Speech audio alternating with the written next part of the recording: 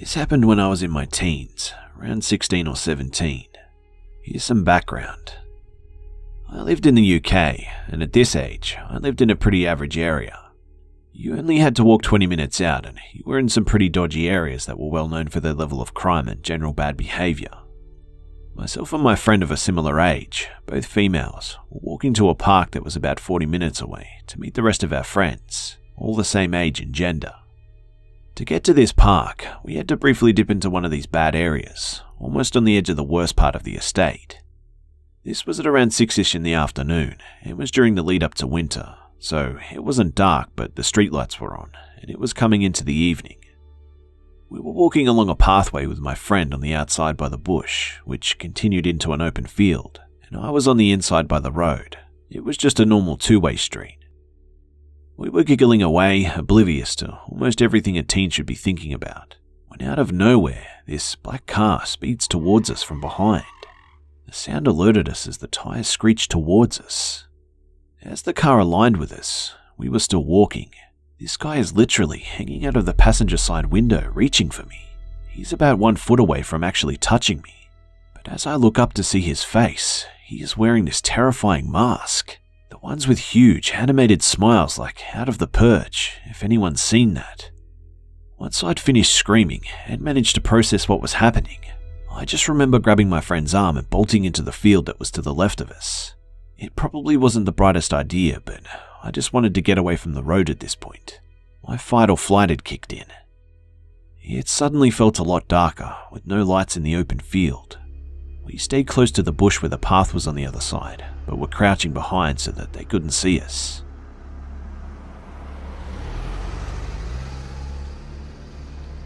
They never actually stopped, just slowed down, passing us and reaching out and sped off, and we could hear the revving and over-acceleration in the distance. We tried to calm each other down and eventually convinced each other that it was just a stupid prank and probably a young group of lads just out to scare people.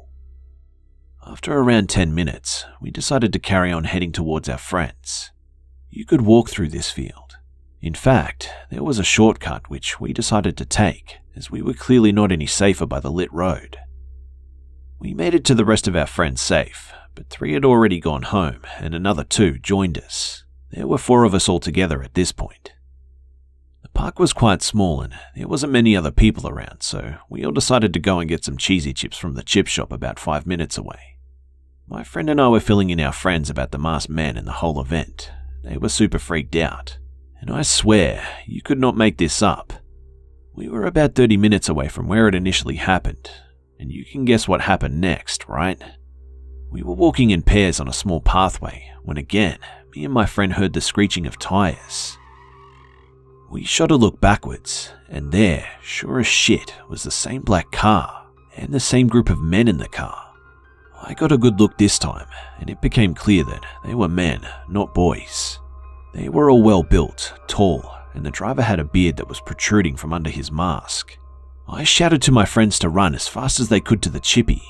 I just knew at this point that this was more than a prank. We were running when the car aligned with us, and 2 men, one hanging out of the passenger window, the other out of the back passenger window, reached out with their masks on and tried to grab those nearest to the road. All the while, the men in the car were screaming this ridiculous laugh. They were all laughing, psychotically. There were no bushes to hide behind this time, and we stopped to hopefully let the car pass so that we could run across the road in time and straight for the chippy. It passed and we turned to run across. It stopped though, and started reversing towards us at a high speed. It missed us by inches. I just remember running for my life, feeling like these men were really out to do damage at this point, and I didn't look back until we reached the chip shop, and all 4 of us made it. From here, we all rang our parents in hysterics, telling them what had happened. All the while, this black car is still sat in view, revving the engine. At this point, all of them had their masks on, just slowly tilting their heads side to side, showing off the huge grins on their masks. They were waiting for us to leave the chip shop. We explained it to the guys behind the counter and they told us to wait for our parents.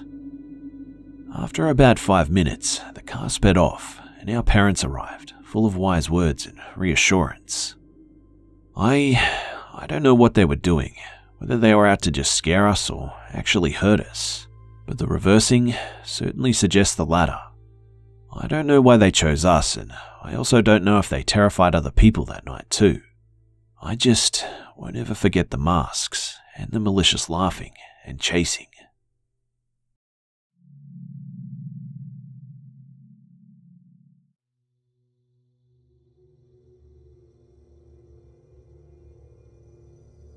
Years ago, when I was still a young mum, I became friends with a couple who lived a couple of doors down, the maintenance guy, C and his wife. My daughters called him Carmel because it was close to his name and seemed to amuse them. Anyway, shortly after we met, Carmel's wife left him and somehow I became his shoulder to cry on.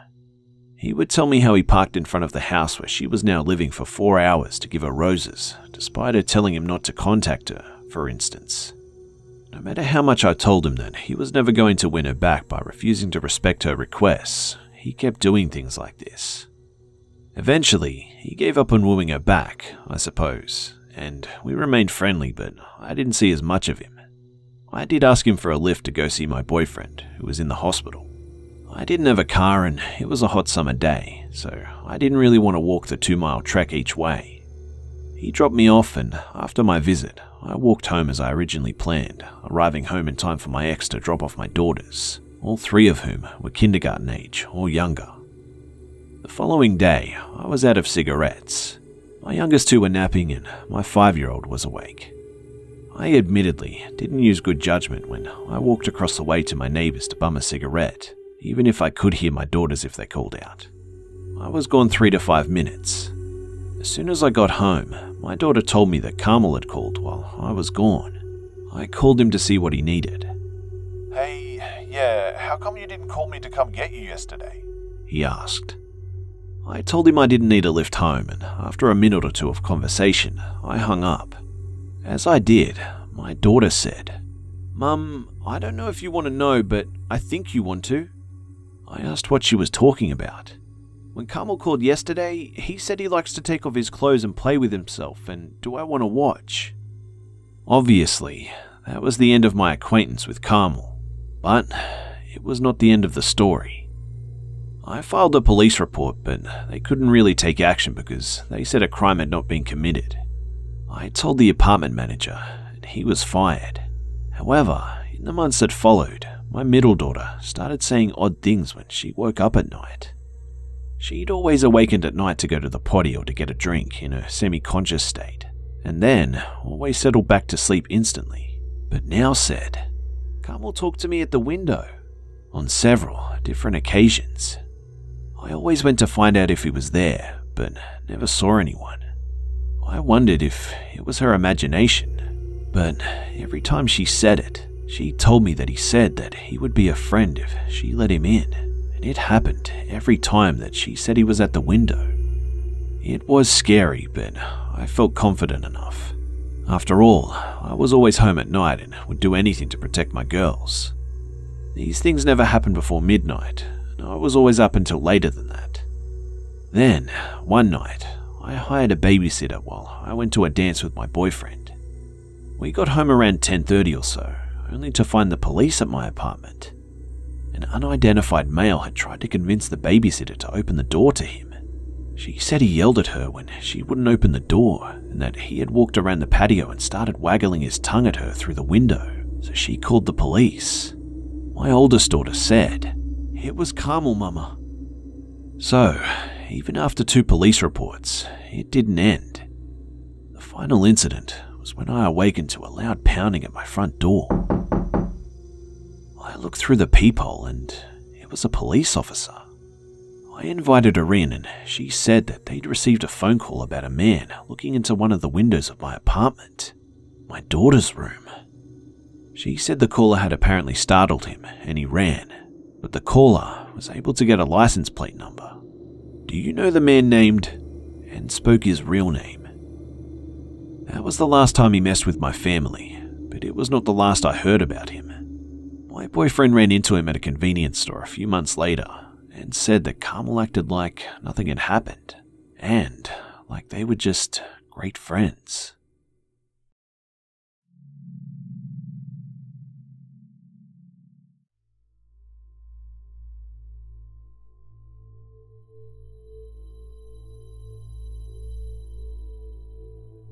Back in 2012, when I moved 1,200 miles away from my home state, I didn't know anyone in the area. Despite being a rather introverted 22-year-old, I thought it would be good for me to get to know some locals.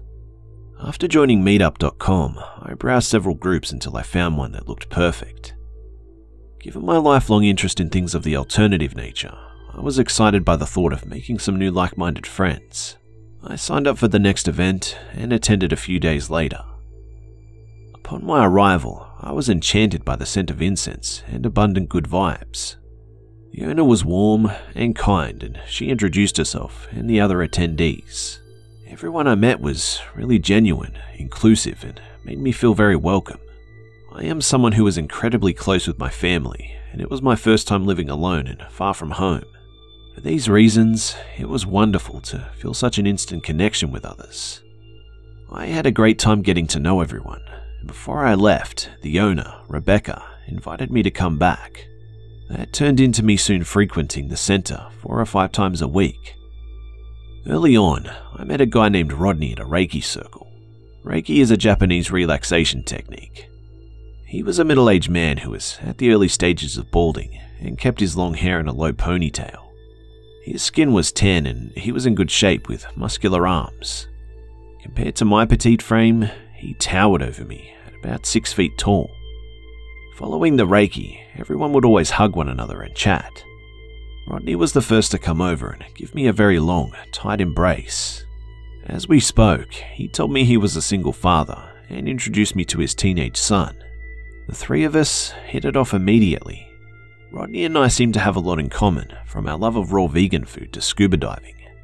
It felt like I had met a kindred spirit, and the energy he exuded was calm and peaceful. He was easy to trust and open up to.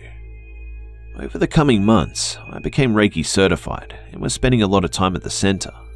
There was a core group of us that became inseparable. Rodney was always part of that gang. We would hold full moon ceremonies at the beach, drum circles at night, and healing sessions by day. Once a week in the evenings, we would go to Panera to get some tea and enjoy each other's company. All in all, it was a very fun time in my life. As time went on, I would see Rodney often. We would meet at the farmers markets. I volunteered to help him run a haunted house attraction he was managing, and attended his yoga classes while he was getting his instructor education completed. Rodney and I developed a deep friendship, but nothing more than that. After all, I didn't have those types of feelings for him. I never got the impression that he did either, and I was close with his girlfriend, who he seemed to be very much in love with. If anything, I would say that he was more of a fatherly figure to me. For all these reasons, I let my guard down. A year later, the lease in my apartment was ending, and I decided to move in with my boyfriend, who lived about 40 minutes away. The distance, combined with a busy new job, left me with less and less time to visit the center. Eventually, I stopped going, other than the occasional trip to their little gift shop to buy some sage and crystals. Rodney and I kept in touch for a bit through Facebook, mostly him liking or commenting on my photos. Life happened, and it had been about 2 years since we had last seen each other in person. One day, I was on my lunch break at work and went to a nearby grocery store to get some summer rolls. As I walked by the coffee bar, I saw Rodney, and his eyes lit up while he opened his arms wide. I was given one of his infamously long hugs while he slowly rocked back and forth. He told me I looked great, and we caught up on what we'd both been up to since we saw each other last. I explained how I started another job not far from the center, so I'd been in the area again. He told me that he and his girlfriend, our mutual friend, had broken up. Apparently she was incredibly needy and insecure, which seemed untrue as I knew her pretty well. Then he started to tell me about his new business plans to teach rich older women yoga.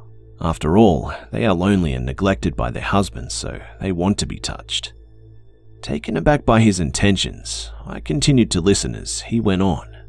I have a private studio space now. You should come by sometime. We can lay naked in the sun and do some stretches. It would be really healing. I was beginning to feel very uncomfortable. Then again, I thought perhaps I was overreacting. After all, this guy was a total hippie, so it probably didn't seem strange to him. Myself, being flustered and unsure of what to say, said, cool. I pulled out my phone. Oh, hey, I'm running really late for work. I need to get going. It was really nice seeing you. He leans in again to give an awkwardly long hug and then kissed me on the lips, something he had never done before. A few weeks passed by and Rodney had sent me some texts and Facebook messages about getting together. I lied and said that I couldn't because I was busy with my job. Although I felt creeped out about the whole situation, I tried to rationalize with myself that I was being overly dramatic. After all, I had known this guy and his son for years, and he had never done anything to betray my trust. Despite avoiding that grocery store since we had last bumped into each other, I had to go back a couple of weeks later to get a specialty item. Since it was a different day of the week, I was certain I wouldn't see him there. Wrong. Avoiding the coffee bar area, I made my way through the back aisles. Suddenly, I felt a hand on my shoulder, followed by Rodney saying my name from behind me. Despite being unable to shake the anxiety I was feeling, I slowly turned around with a forced smile and said hello. Once again, there was another long-ass hug. He then told me that he wanted to hire me for a project he was working on, knowing that I was having a bit of a tough time financially. I have a vision for the space I'm working on. I'll do yoga poses naked and have them shot in black and white. I want you to be the photographer. He also knew fully well that I used to be a photographer. I paused for a moment and told him that I wasn't sure if I would be able to do it. Most of my equipment is still up north and I don't have the lenses I would need. Another lie, but I really thought that we were friends and didn't want to jeopardize that with some weird Leo Kate Titanic-ish photo shoot. Then he tells me that he's sure whatever lenses I have will be just fine, and I should stop by the studio tomorrow after I'm off work. He gave me the address and I tell him that I really wouldn't be able to stay long as I need to get home to let my dogs out. Still, he insists that I should check the place out, that he wants to give me a tour and he cannot wait to show me. The next day I drove by the location on my way home, contemplating on whether or not I should go in. My brain kept telling me that it was fine. I knew him very well. I knew his son. He was just a harmless hippie. But then, why couldn't I shake the uneasy feeling in the pit of my stomach? So I decided to turn around and went straight to my house. Once I was home, he called me 9 times that same night, but I didn't answer. In the messages, it sounded like he was really angry, but was trying his hardest to come across as calm. The following day, he called me 14 times, mostly just calling and hanging up repeatedly.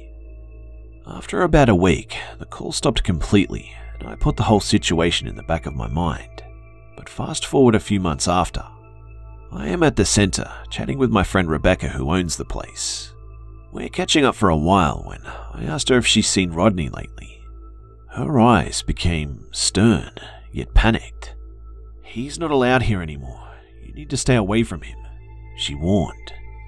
Curious to know more, I mentioned how the last time I had seen him, he was acting rather strange. I proceeded to tell her about the photo shoot he wanted to do at his new spot, downtown. Again, she looked deeply concerned and let out a long sigh. What she told me still shakes me to the core. Apparently, right around the time when he wanted to do our photo shoot, he had gotten arrested for beating the shit out of his new girlfriend. So bad that Rebecca teared up as she described the injuries that put her in the hospital. Not long after, he was arrested a second time for sexually assaulting another woman, as well as other drug-related charges. She continued on to inform me that he never had any intention of opening a studio. He was totally broke and couldn't afford the lease, but he did know the guy who owned the building.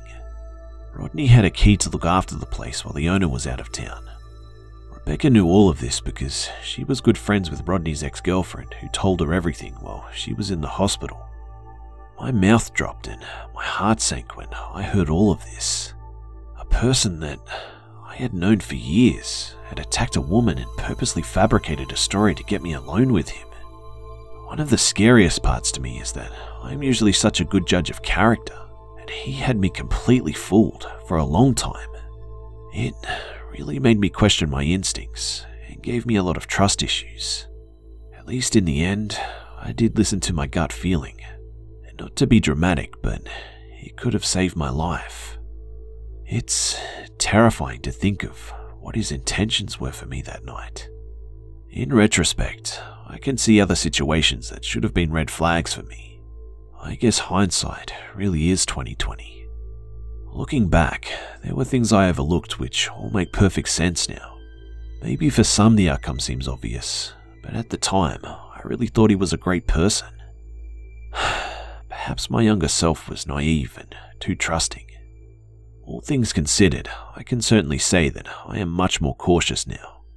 I'm sharing this story in the hopes that even just one person will learn something from my cautionary tale. Update.